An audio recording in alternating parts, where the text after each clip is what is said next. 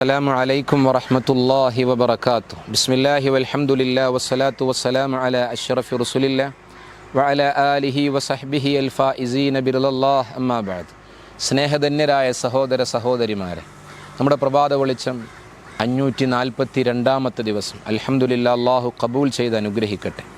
ഇന്ന് പറയാൻ പോകുന്നത് റസൂലുള്ളാഹി സ്വല്ലല്ലാഹു അലൈഹി വസല്ലമ തങ്ങൾ ഖിയാമത്ത് നാളിനെ കുറിച്ച് ഒരാൾ വന്ന് ചോദിച്ചപ്പോൾ അതിന് മറുപടിയായി പറയുന്നത് ഈ കാലയളവിൽ ഏറെ നമ്മൾ ശ്രദ്ധിക്കേണ്ട ഒരു വിഷയമാണ്.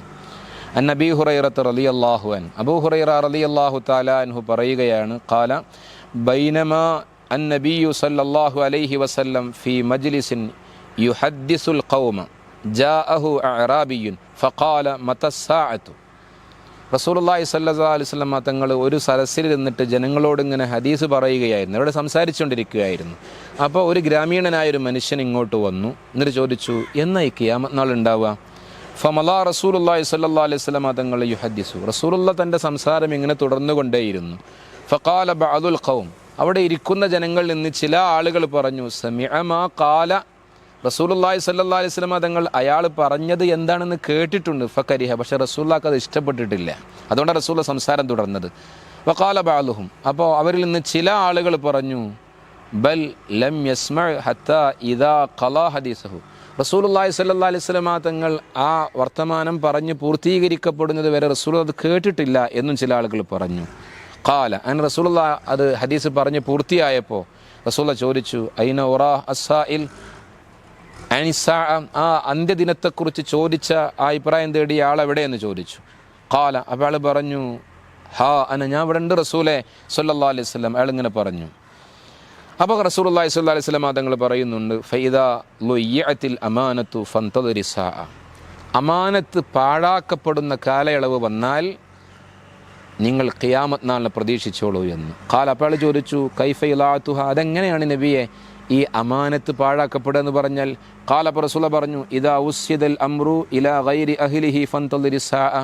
റസൂലുള്ളാഹി സ്വല്ലല്ലാഹു അലൈഹി വസല്ലം തങ്ങൾ പറയുന്നു, കാര്യങ്ങൾ അർഹതയില്ലാത്ത ആളുകളിലേക്ക് ഏൽപ്പിക്കപ്പെട്ടാൽ, അത് ഏതൊരു ഭരണമാണെങ്കിലും ഏതൊരു നേതൃസ്ഥാനമാണെങ്കിലും അർഹതയില്ലാത്ത ആളുകളിലേക്ക് ഏൽപ്പിക്കപ്പെടുന്ന ഒരു കാലം വന്നാൽ നിങ്ങൾ ഖിയാമത്ത് നാളിനെ പ്രതീക്ഷിച്ചോളൂ. നമ്മളൊക്കെ ഏറെ പേടിക്കപ്പെടണം. കാരണം നമ്മിലേക്കൊക്കെ ഓരോ കാര്യങ്ങൾ ഏൽപ്പിക്കപ്പെടുമ്പോൾ നമ്മളതിന് അർഹനാണോ എന്ന് കൃത്യമായി നമ്മളൊന്ന് ആത്മപരിശോധന നടത്തണം.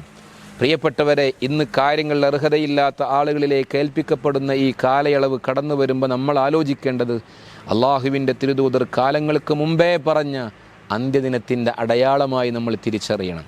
അള്ളാഹു റബ്ബുൽ ഇസ്സത്ത് മുത്തുനബി സല്ലല്ലാഹു അലൈഹി വസല്ലമ തങ്ങൾ ഭയപ്പാടോടുകൂടി അറിയിച്ച ഈ കാര്യങ്ങളൊക്കെ തിരിച്ചറിയാനും നമ്മുടെ ജീവിതം നന്നാക്കുവാനും സംശുദ്ധ വഴിയിലൂടെ മുന്നേറുവാനും അള്ളാഹു നമുക്ക് സൗഭാഗ്യം നൽകട്ടെ. അള്ളാഹുവെ, മുത്തുനബി സല്ലല്ലാഹു അലൈഹി വസല്ലമ തങ്ങളെക്കുറിച്ച് പഠിക്കാനും പകർത്താനും നീ ഞങ്ങളെ തിരഞ്ഞെടുക്കണമേ റഹ്മാനെ.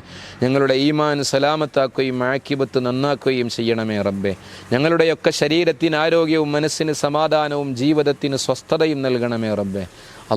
ഞങ്ങളിൽ നിന്ന് മരണപ്പെട്ടു പോയവർക്ക് മഗ്ഫിറത്തും റഹ്മത്തും നൽകണമേ റഹ്മാനെ. ദുആഇന് ഉത്തരം നൽകണമേ റബ്ബെ.